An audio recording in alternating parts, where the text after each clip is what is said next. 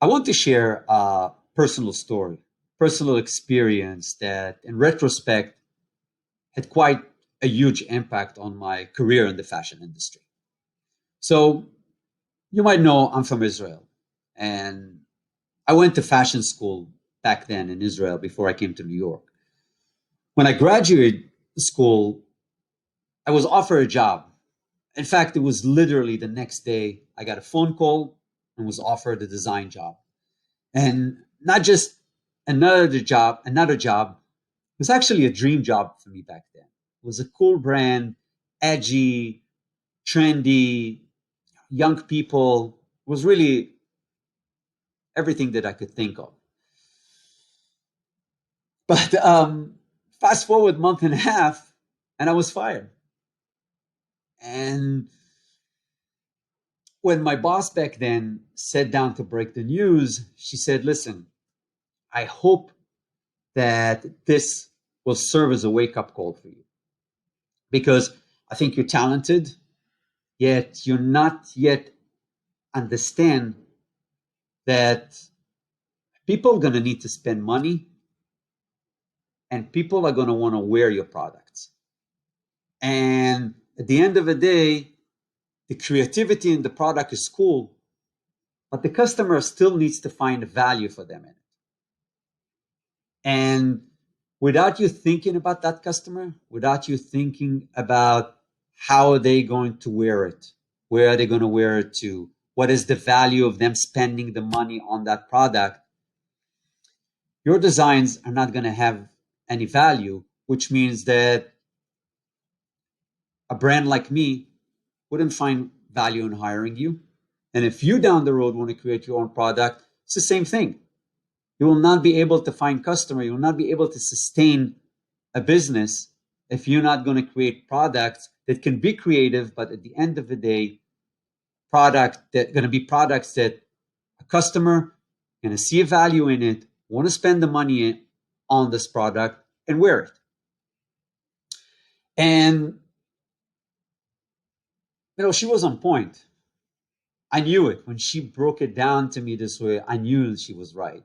And in fact, I remember going home that night, and it wasn't, obviously I was disappointed, but I wasn't heartbroken.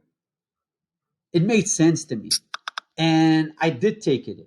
And that was really the that stage where I start looking at design, where I start looking at the industry, where I start looking at my career from a different point of view, from the point of view of the designer. Sorry, from the point of view of the customer, not the designer. Because until that point, I only looked at it from my perspective. What I want to do, what I want to create, how are my designs are going to be cool. I didn't think much about the person who's actually going to have to spend money on this product.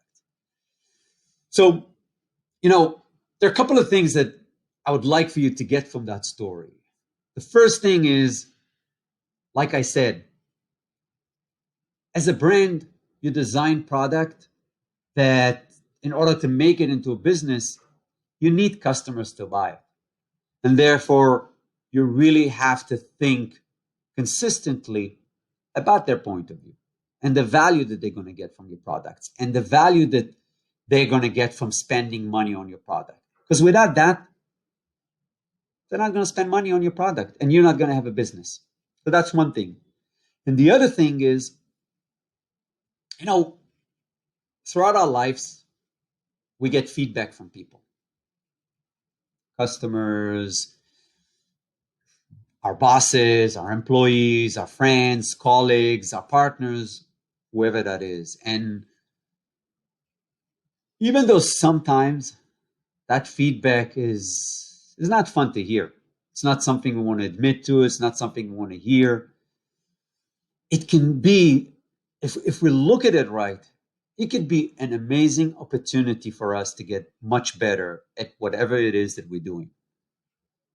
So next time when someone gives you feedback, take a deep breath and think for a second about what they told you. And if you think they have even something right about what they said, separate yourself from it, and think, what can I do to get this better next time? Because that's what's going to get your brand to be where you want it to be. This feedback is what's going to make you be the best that you can. The best friend, the best boss, the best brand, the best designer, whatever it is that you wish to do.